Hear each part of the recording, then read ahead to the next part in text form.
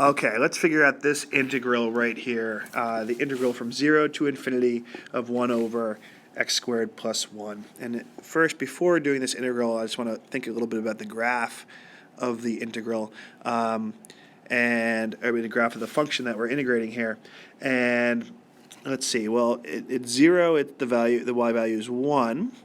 And then as x gets larger, the denominator will get larger, so the y value will decrease and it go towards 0. So the graph's going to have to look something like that. And then since it's an even function, it'll look the same on the other side. I'll have the y-axis symmetry. So what we're finding then by this integral is finding this area right here, all the way out to infinity. And to do this integral, you might recognize this as the derivative of something. If not, you can do trig substitution.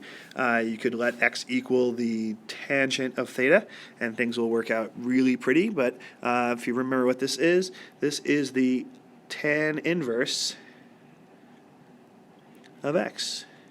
And we're going to evaluate it from 0 to infinity, which is equal to the tan inverse of infinity minus the tan inverse of 0. Now we can't actually figure out the tan inverse of infinity. You can't plug in infinity, but you can think about this input here is the ratio. And so as the ratio goes to infinity, what would the angle be going towards? And if you think about your unit circle, as the ratio went towards infinity, the angle went to pi over 2, towards 90 degrees, or pi over 2, and then minus, the tan inverse of 0 is 0. So this comes out to be equal to just pi over 2.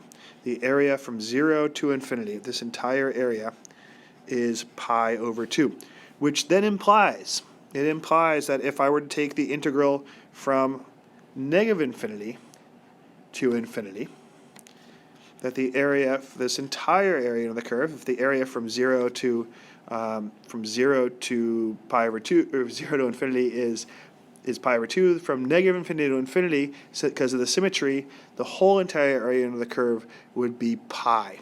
Exactly pi, the same as a unit circle, but this is a unit circle squashed down to infinity. And so if you're presented with this integral, the integral from negative infinity to infinity of 1 over x squared plus 1 dx.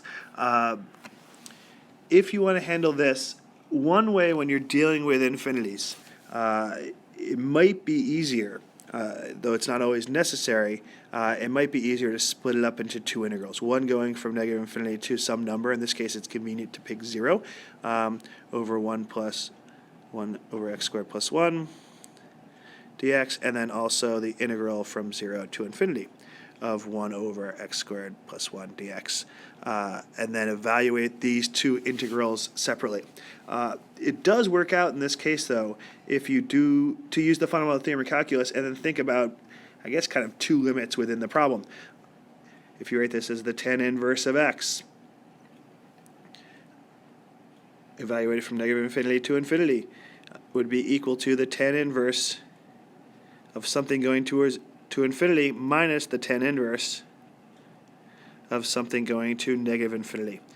And as the tan inverse of the argument there goes to infinity, the answer comes out, as we saw previously on the previous page, is pi over 2.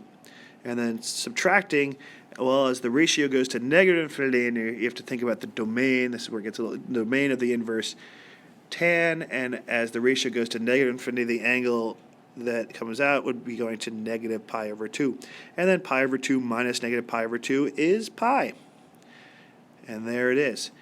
So which is interesting. It means that the area under that curve from negative infinity to infinity is exactly the same thing as some unit circle that's centered at the top there going around that way. So it's kind of weird. If you thought about this circle, squishing this circle down, the area of the circle could then fill in this entire curve, but it would have to fill it out all the way to infinity in both directions, negative infinity and positive infinity, which is kind of a weird thought.